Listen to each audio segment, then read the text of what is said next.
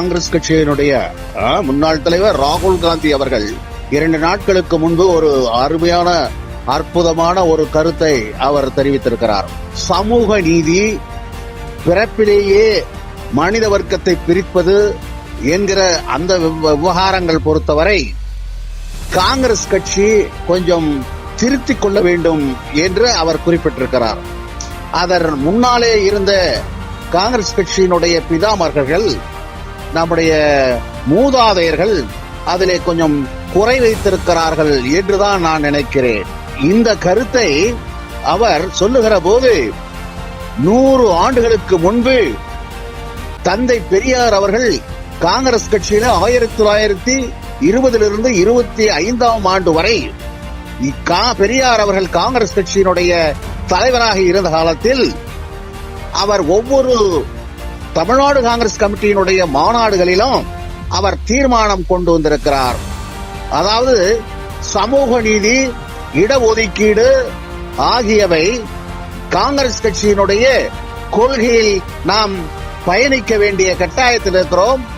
இந்த மக்களுடைய அனைத்து தரப்பின் மக்கள், எஸ்சி, பிசி, ஓபிசி மற்றும் பழங்குடியின மக்கள், சிறுபான்மையினர் ஆகியோர் அனைவருக்கும் கிடைக்க வேண்டிய அத்தனை சலுகைகள், கல்வி, வேலை வாய்ப்பு மற்றும் தொழில் போன்ற அத்தனை வசதிகளும் அவர்களுக்கு பாகுபாடு இல்லாமல் சமூக நீதி என்ற அடிப்படையில் அவர்களுக்கு அனுபவிக்க வேண்டிய அந்த ஒரு வாய்ப்பை அவர்களுக்கு வழங்க வேண்டும் என்று அவர் ஒரு தீர்மானத்தை அவர் 1920ஆம் ஆண்டிலிருந்து 25ஆம் ஆண்டு வரை நடந்த ஒவ்வொரு ஆண்டினுடைய மாநில காங்கிரஸ் கட்சியின் மாநாட்டிலே தந்தை பெரியார் அவர்கள் தீர்மானம் கொண்டு வருவார்கள்.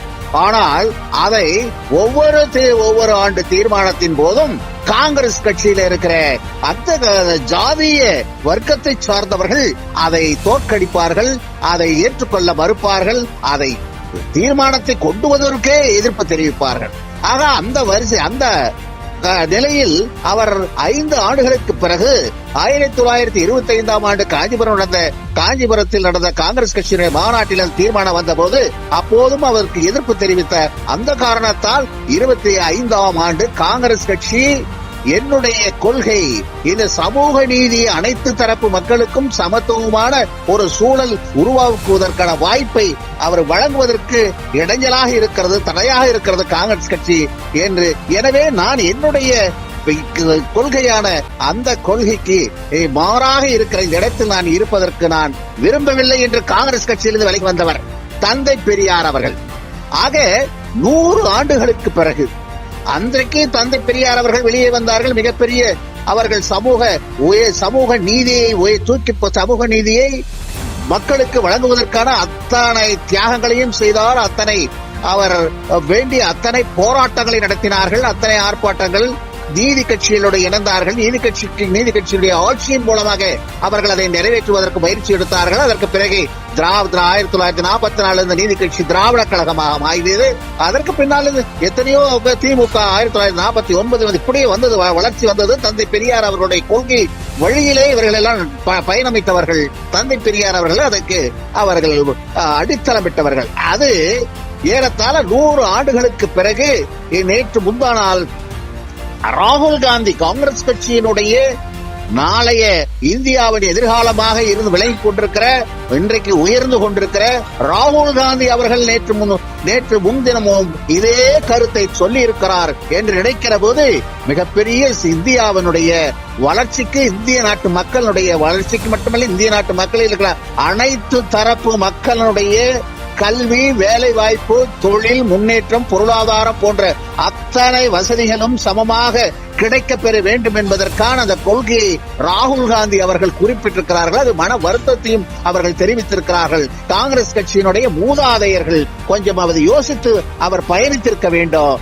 அதை அந்த வகையிலே இன்றைக்கு சமூக நீதி, அனைத்து தரப்புடைய இடஒதுக்கீடு, அடுத்தது பிறப்பிலேயே மனித வர்க்கம் பிரிக்கப்பட்ட அந்த அநீதி, போன்ற அத்தனை விவகாரங்களையும் இந்த காங்கிரஸ் கட்சியினுடைய மூதாதையர்கள் அவர்கள் எண்ணி பார்த்து அதற்கு தகுந்தாற்போல் அவர்கள் பயணித்திருக்க வேண்டும், பயணிக்கவில்லை என்பது என மனக்குறையாக இருக்கிறது என்கிற அந்த விவரத்தை ராகுல் காந்தி அவர்கள் சொல்லி அவர்கள் மிகப்பெரிய ஒரு திருப்பு முனையை, வரலாற்று திருப்பு முனையை உருவாக்கி இருக்கிறார்கள். எனவே இதற்கு முன்னாலே கடந்த தேர்தல் பிரச்சாரங்களிலேயே ராகுல் காந்தி அவர்கள் ஜாதி அடிப்படையில் இங்கே கணக்கெடுப்பு நடத்த வேண்டும், காங்கிரஸ் கட்சியினுடைய ஆட்சி இந்தியா கூட்டணியினுடைய ஆட்சி அமைக்குமேயானால் இந்தியாவில் ஜாதி கணக்கெடுப்பு நடத்துவோம், அந்த ஜாதி கணக்கெடுப்பு அடிப்படையில் அனைத்து தரப்பு மக்களுக்கும் சலுகைகள், அவர்களுக்கு இடஒதுக்கீடு போன்ற அனைத்து வாய்ப்புகளும் இந்த ஜாதி கணக்கெடுப்பு வழியாக அவர்களுக்கு கிடைக்க பெறுவதற்கான வாய்ப்புகளை உருவாக்குவோம் என்று சொல்லி இருக்கிறார்கள். ஆக இந்த இடஒதுக்கீடு, பிறப்பிலேயே ஜாதி வர்ணம் பிரிக்கப்பட்ட அந்த கொடுமை பற்றியெல்லாம் இன்றைக்கு ராகுல் காந்தி அவர்கள் கடந்த பல வாரங்களாக இந்த தேர்தல் பிரச்சாரத்திலேயே குறிப்பிட்டதற்கு உயர்வான முத்தாய்ப்பு வைக்கிற அளவிலே அவர் 2 நாட்களுக்கு முன்பு தந்தை பெரியார் அவர்கள் அந்த 1920-25 ஆண்டுகளில் தமிழ்நாடு காங்கிரஸ் கமிட்டி வைத்த அந்த கோரிக்கையை அப்படியே நினைவுபடுத்துகிற அளவுக்கு ராகுல் காந்தி அவர்கள் தெரிவித்திருப்பதை பேசி வருவது இந்த இந்தியாவுடைய வரலாற்று திருப்பு முனையாக அமைந்திருக்கிறது. அந்த அடிப்படையில் இந்தியாவுக்கு இந்தியா கூட்டணியால் மிகப்பெரிய ஒரு சிறப்பான ஒரு அற்புதமான ஒரு உலகளாவிய அளவில் பாராட்டத்தக்க, வரவேற்பத்தக்க அளவுக்கு இந்திய அரசியல் மாறும் என்கிற அந்த வாய்ப்பு, அந்த நம்பிக்கை இன்றைக்கு ஏற்பட்டிருக்கிறது. 4 தேர்தல்கள், 4 மாநிலத்து 4 கட்ட தேர்தல்கள் நடைபெற இருக்கிற இந்த நேரத்தில் ராகுல் சொல்லி இருக்கிற இந்த செய்தி என்பது மிகவும் வரவேற்கத்தக்கது, பாராட்டத்தக்கது. இந்தியாவுடைய ஒட்டுமொத்த அரசியலில் தந்தை பெரியார் அவர்களுடைய கொள்கை நிலைநிறுத்தப்பட இருக்கிறது என்கிற நல்ல செய்தி ராகுல் அவர்களுடைய கருத்தின் மூலம் நாம் புரிந்து கொள்ள முடிகிறது. அதற்கு உறுதுணையாக, அதற்கு ஒரு வாய்ப்பாக இன்றைக்கு தமிழ்நாடு முதலமைச்சர் தளபதி மு.க. ஸ்டாலின் அவர்களும் ராகுல் காந்தி அவர்களும் பிரதர்கள் போல சகோதரர்களாக இன்றைக்கு இந்திய அரசியலில் பணியாற்ற அவர்கள் வந்து கொண்டிருக்கிறார்கள் என்பதெல்லாம் நல்ல செய்தியாக இருக்கிறது. நிச்சயம் எதிர்காலம், இந்தியாவுடைய எதிர்காலம் மகிழ்ச்சிகரமாக இருக்கும். நன்றி, வணக்கம்.